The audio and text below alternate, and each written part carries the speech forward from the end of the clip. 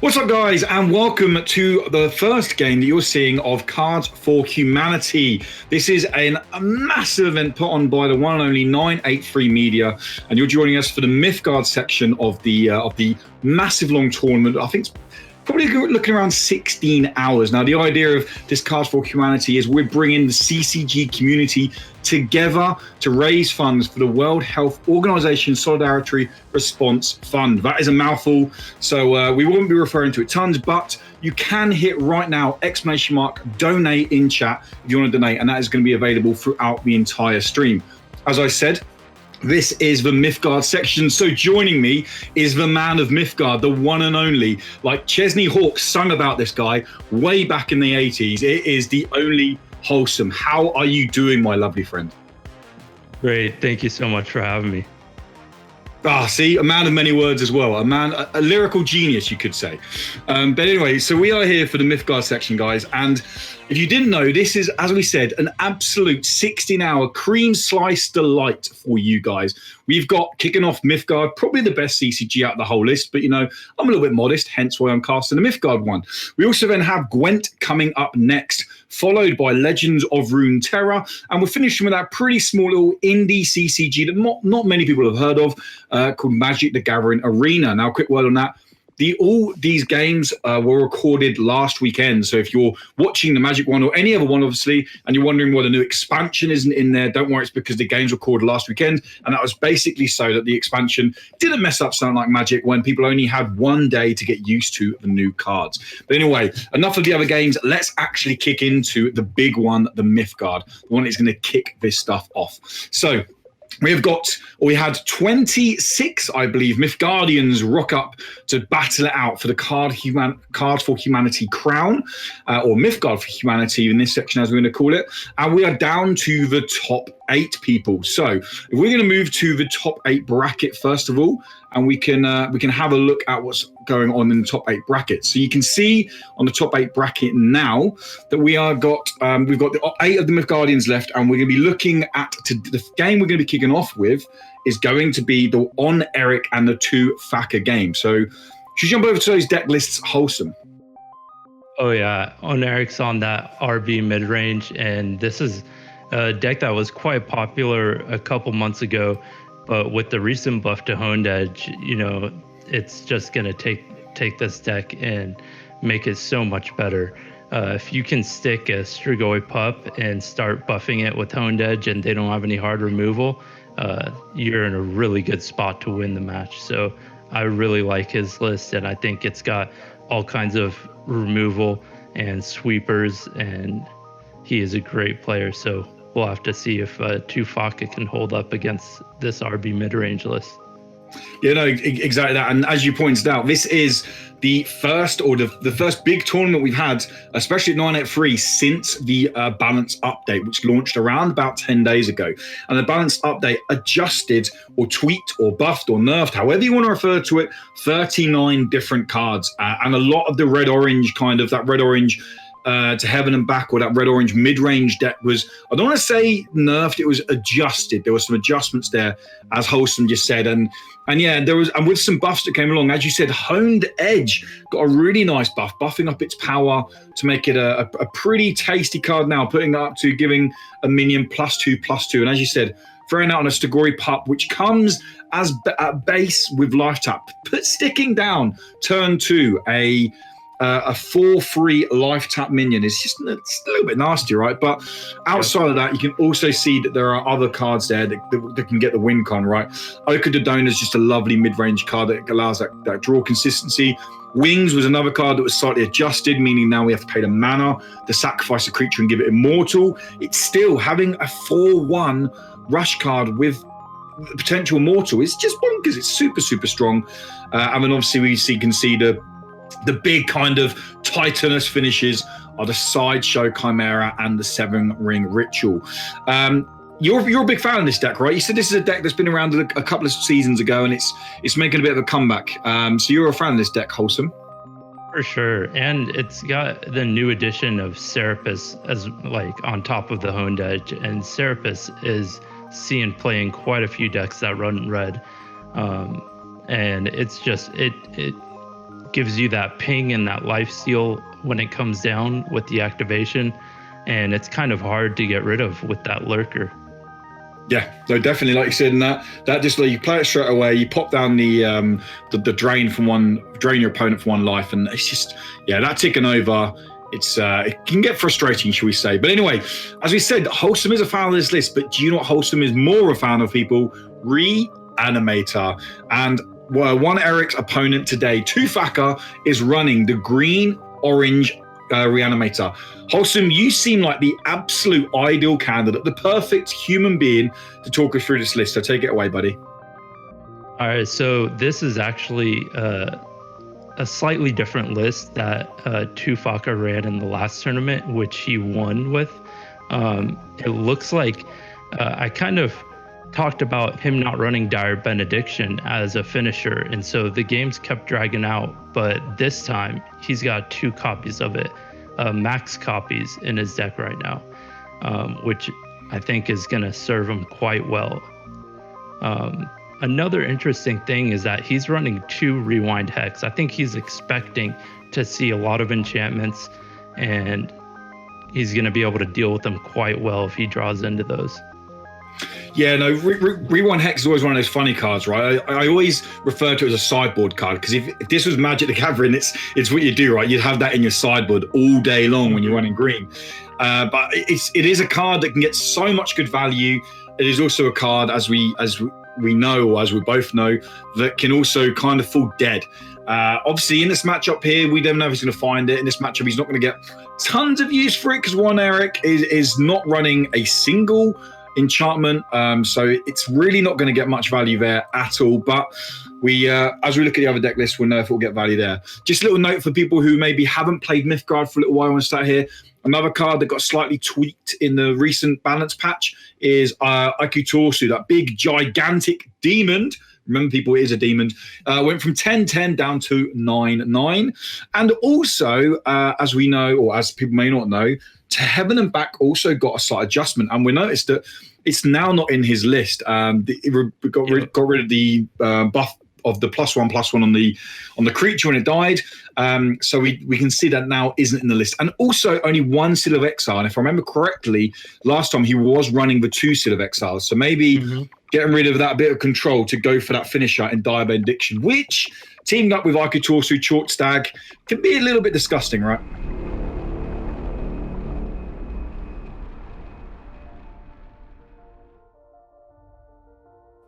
Okay, so one Eric is on the bottom with his red-blue mid-range, and Tufaka at the top up there with his green-orange Reanimator. Wholesome, talk us through his opening hands, buddy. It's looking really good for Eric. He's got both the Honed Edge and Strigoi Pup, except he doesn't have another blue card to burn. So if he draws into that blue card, he's going to have that turn 2 Honed Edge on the Strigoi Pup. As far as Tufaka's hand goes, it's looking really good. He's got something to throw into the yard on turn 1, and doesn't have the Necromantic just yet, but he has some eager recruits, and he's going to be able to start flipping his disc looking for it. Yeah, no, definitely. And a card that stands out to me in Tufaka's hand actually is, and somebody won't be laughing at when I say this, but Solomon's Gale, only basically because the red-blue mid-range, right, doesn't have tons of control removal, doesn't have tons of big bodies. And if Solomon Gale is a card, if it isn't dealt with, if something doesn't deal with it before it ticks 2 or 3 times, that card can kind of get really a little bit nutty and disgusting. Obviously, we can see now that he has burnt the card, but that is a card that I always feel like, I don't want to say it's underplayed, but I always do feel like Solomon's Gale is a card that can potentially go on and win games. And pulling the blue card off the top there, I mean, that is absolutely ideal, right? Honed Edge, burn a Honed Edge, drop a Honed Edge. Bob's your uncle, fun is your uncle. He can't really do it right now, right? Because disc flipped and there's Slayer 1 on the board. Yeah. If he does that, it's going to make an even trade. I think he has to go Daring Trapezist here and clear the way, which he's doing. Nice. And as you can see, people, if you haven't played much Mythgard recently, you can see how wonderfully sexy this UI is now looking. You can see the mana bars have changed slightly where they are. There's a bit more contrast on the mana colors. You can really see them. And you get some kind of proper, what I want to say, 1986 Highlander Electric now coming off, where you can burn a card. And if there's anything I want more in Mythgard, it is 1986 Highlander Electric Thunder. But there we go. So you see he's taking a trade there. He's burnt the home there, so he's ticked up that that blue gem, right? Yeah, and he knows Tufaka has the Born Again now, and he's never going to be able to really buff up that pup, because he's going to repeatedly just play the blockers. And Tufaka draws into the Necromantic, so this is looking really good for him. Yeah, it's looking really nice for Tufaka, right? And it's, I mean, we should say both these players, if, again, you can see their names are purple, meaning they are championship players. They are at the elite level. And both these players are, On Eric definitely has been around from very early beta stages. Tufaka has been around for a long time as well. And these guys are two titans in the Mythgard world. They are smashing it out now. And it's looking a bit of an even affair so far. Obviously, the Muse, if it does trade into it won't want to trade into Necromantic. If it does, the benefit there is it will draw a card off the trade or whenever it dies. I'd assume now that the Necromantic would take the trade, right? Because it gets brings out the reanimate mechanic. But we've got the Oak dropping down nice and wide, saying, like, I'm going to do 4 damage wide. What are you going to do over here for me? Every time something dies, I'm going to buff. You're going to take a ping.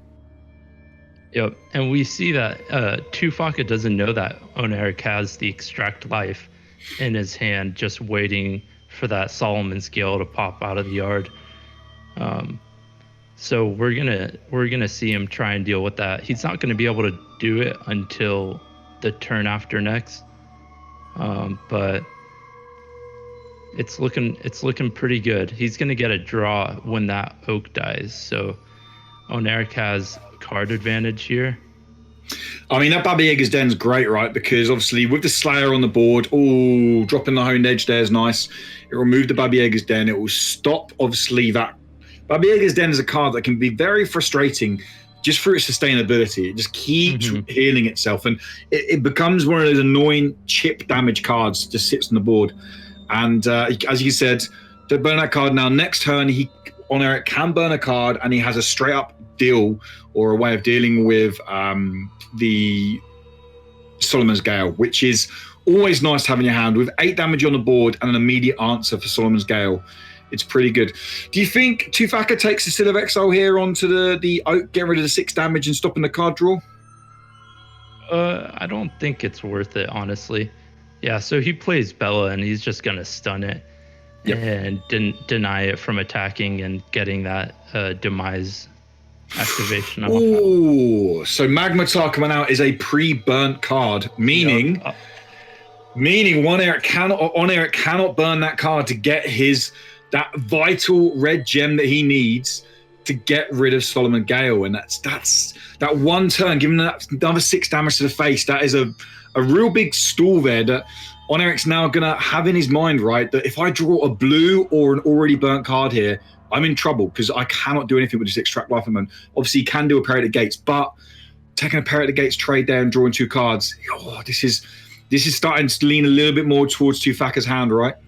I mean, he'll be able to trigger the demise off of Oak and pick a card that hasn't been burned already. So he's secured that removal on Solomon's Gale. But it's gonna. That is a card he doesn't want to get rid of, though.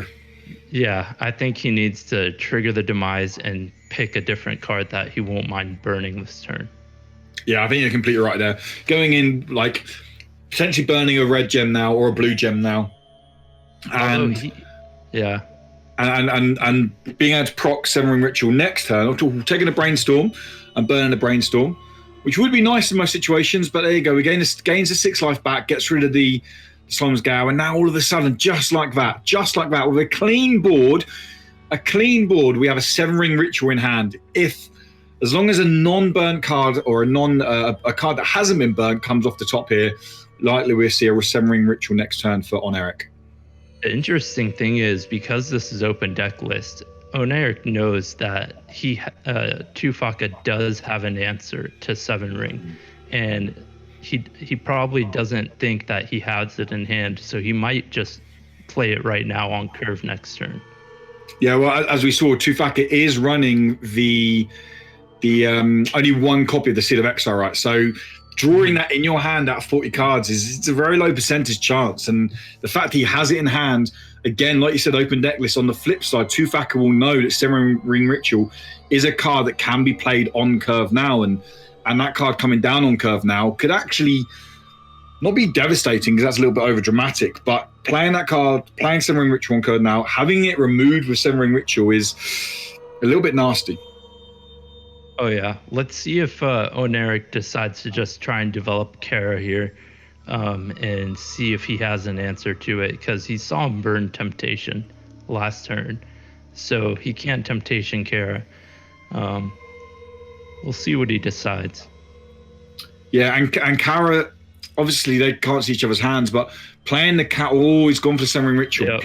Playing the Kara first. That it won't bait out the Seal of Exile, but it's a card that we all know has to get dealt with, right?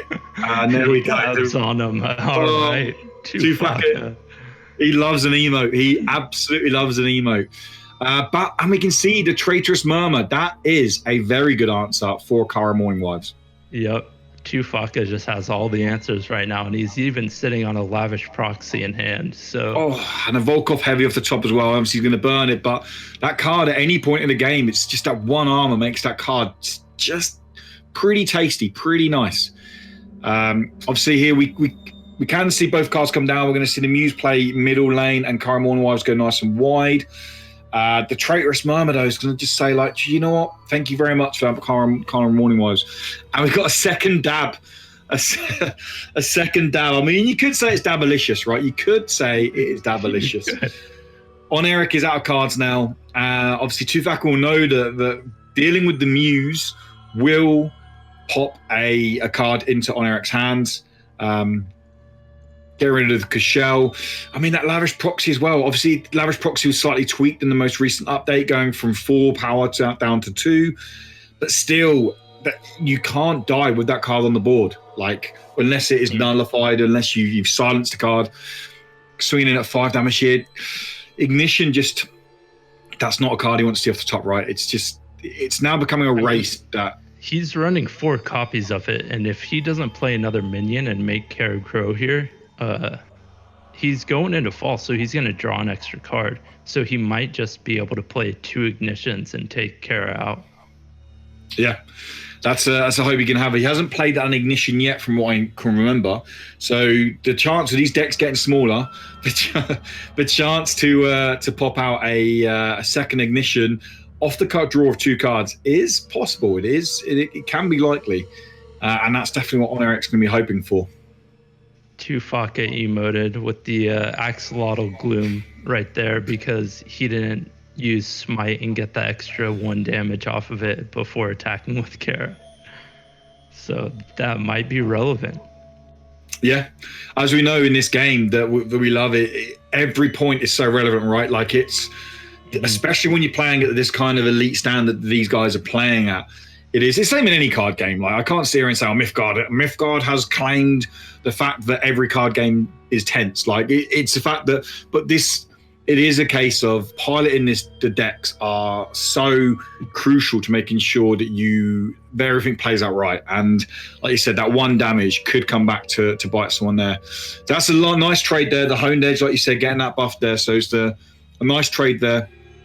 Brings us to Glory Pop off the top, which it really isn't a card I want to see. It does mean that he's still getting a second Ignition will deal with Kara. It's a blocker for Kara for now, but it's still that chip damage is coming through. It's on Eric's hands. I don't want to say in the fate of the gods right now, but what he draws next turn is going to be crucial for how he sees out the rest of this game. So yeah, if he draws into Magnus or Thunderclap, he could be in a pretty good position to come back. I mean, Thunderclap would be right. I mean, Brainstorm's not the end of the world, okay? Because you draw 2 cards off the top, it gives you potentially more options. Find another ignition. We find, there's the Magnus. There's the Magnus. We have the gems alive for it. We can burn a card and drop the Magnus, and it's not a bad position, like you said. It removes the 2/1. The 2/2/1s at the end. Obviously, Born Again will bounce back around. It only does it leaves Kara on we'll put Kara at 2 health because they'll get a buff for playing the Magnus. But and you always gone for the. I don't think you can play the Magnus because it's not going to kill Kara. Yeah, I mean you end up taking the trade, right, where you can trade 1 card straight into the Kara and get intense now. It's Boneyard Abomination off the top and the Short Stag. Yep. I mean, personally here, I like the Short Stag play because it's a big threat. It's the overrun that comes down. It's the obviously you didn't have the mana for it this turn, I know that, but in terms of when you can play it, it's just a threat that it's just a nasty threat to deal with. He's giving Oneric a chance here by not develop. I guess he's scared of Gigantomachia. Yeah. So he's just playing low.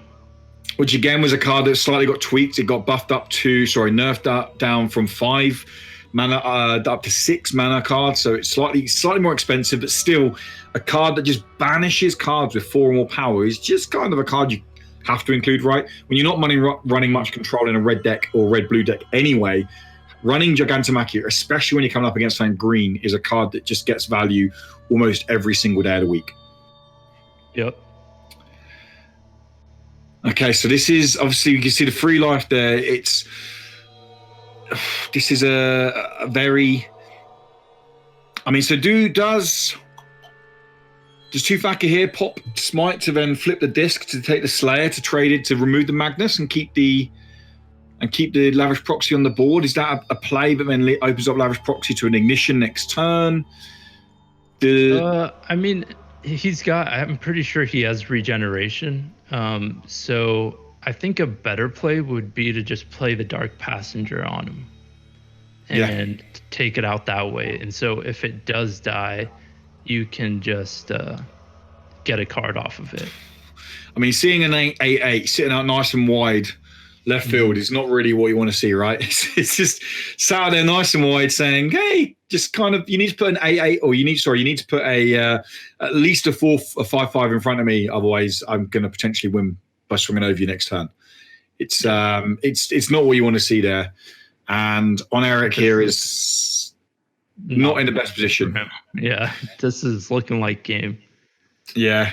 I mean, I'd assume potentially play the Brainstorm, suit you fine off the top. You're burning through 3 of the gems, leaving 4 open. You can still play the Braggy with the 2 blue gems open up, but the Sideshow Chimeras, it's just not enough because it's only 3 minions are free. And there we go. Yeah. Oneric saying, do you know what? No, you had me this time. Mm-hmm.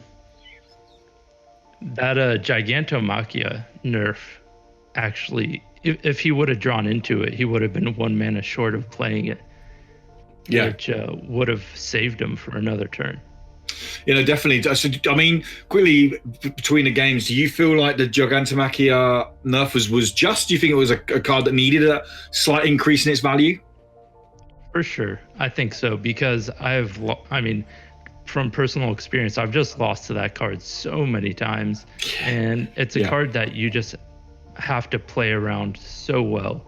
And it's a mythic card, it's a one of, and people tend to play a lot of draw and use divination so they can find that one card that they need that is just devastating to most decks that go tall. Yeah, no, definitely. Like you said, it can. I mean, I'm the same. People who remember when I used to stream a lot of Mythgard. I love green, and the amount of times that my green decks would just be shut down because of Gigantomachia. It's just like, and I think it's a fair change. Like 6 mana, like you said, that's an expensive card. If you've maxed out your mana pool, there's only 4 mana left floating after that. So it's an expensive card to play. But yeah, we are jumping into game 2 now. So we know that 2-Factor is 1 up in this best of 3 series, running the same decks. Oneric again with the red-blue mid-range, and 2-Factor with the green-orange reanimate. Opening hands were pretty tasty last time. What do you think about them this time, Wholesome? Oneric's hand looks pretty decent. He's got a nice curve going on here. He doesn't have the honed edge combo with the pup, but he might draw into it. You never know. And Tufaka's hand is looking pretty slow. He doesn't have those eager recruits or the born agains, but he does have 2 necromantics in hand, which he's going to be able to play on curve and get that Kushiel out.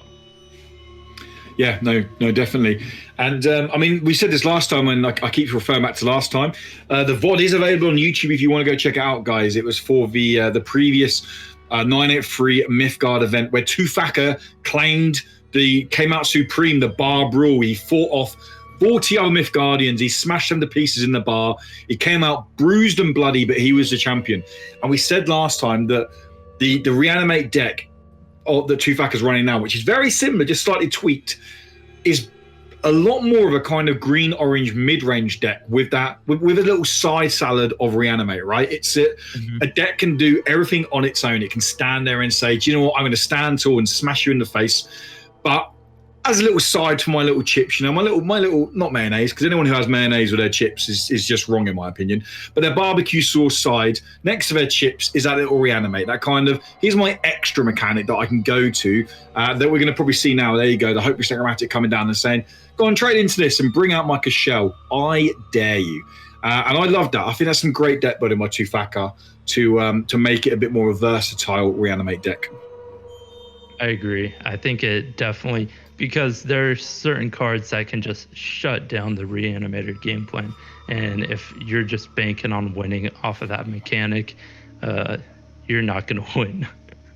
No. If you face those cards, it shuts you down completely. Yeah, exactly that. So see, Wings coming down now. So Oneric taking a lot more of the aggressive route last time. We saw last time he was a bit more, not so much control-y, but we saw the Wings trading in for the removal. But that's just a good answer, right? Because it just says, go on, now remove my necromantic and bring out my Kushiel. Like, I dare you again. I dare you. At the moment, Ignition is a card that I don't want to say it has no value, because clearly it has value, but again, if it removes the necromantic, then again it brings Kushiel out the graveyard. Do you think Oneric's thinking, well, if I bring the Kushiel out, all right, I haven't got a direct answer for it now, but if I just bring the Kushiel out, there is no other target in there. Like, do I just try and get rid of that this cycle that's going on, or do you think he tries to wait to find an answer? Well, the interesting thing is the necromantics just start cycling. But they do become ephemeral at one point, and you can't keep cycling them. So if he kills one of these and then the other, one of those necromantics, the one on the bottom of the yard, is going to come back out. Yeah, exactly. And it still has the ability, right? So let's say that another card goes in the bottom. It still regardless of it being ephemeral, it still brings the bottom card from your graveyard back. So it would bring back the eager recruit that we just saw go across there. And I think again, that was his objective there, to use the Ignition to get that eager recruit on the bottom. Yeah, I mean, having an eager recruit come out over something like a Solomon's Gale, I think is something we can all agree is a route that Oneric would definitely want to take there. But yeah, I mean, Oneric's hand it's looking okay at the moment. Okay, the wings are come down nice and wide. Again, he's being aggressive, which is the right thing. Looking at the life totals, 32-10, saying, well, fine, you do your 7 damage to the face, or you move the Kushiel over. It's your choice. Like, what are you going to do? And Tufaka there choosing to take the damage, the 7 damage there, but 10 life is a dangerous total to be left on. It's a very dangerous total to be left on, especially against any deck running red, because although some of the rush was obviously Ironbelly Wyvern lost its rush and got replaced with Swift, still cards like Wings, still cards like Daring Trapezists with Infuse can just chip away at that damage, and it can not devastating, but it can definitely win games. So Tufak will be all too familiar with that. I mean, Lavish Proxy, Leshy Green in hand is the board's building up nicely, right? For there we go. There we go. That shit up. Yeah, I mean, having a free cost 6/6 come on the board is that's not bad value there. He's going to be in a pretty decent spot. I don't know if Oneric's going to be able to break through this wall. He might, yeah, he doesn't, he can't Yeah, I see. get his hands on Thunderclap or Magnus here. So but he does have 2 Magmatars, which is really nice.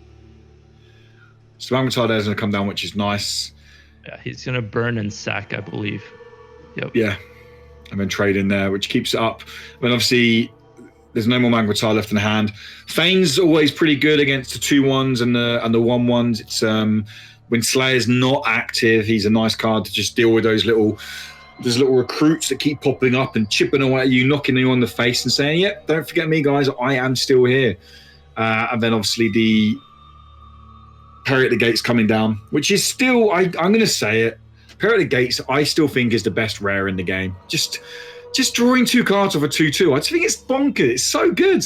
So good. Or okay, I'll reword that. It's my favorite rare in the game. There you go. Okay. Otherwise, chat will be going bonkers. Yeah, Horn is quite a good rare. I mean, Horn, that is. Yeah.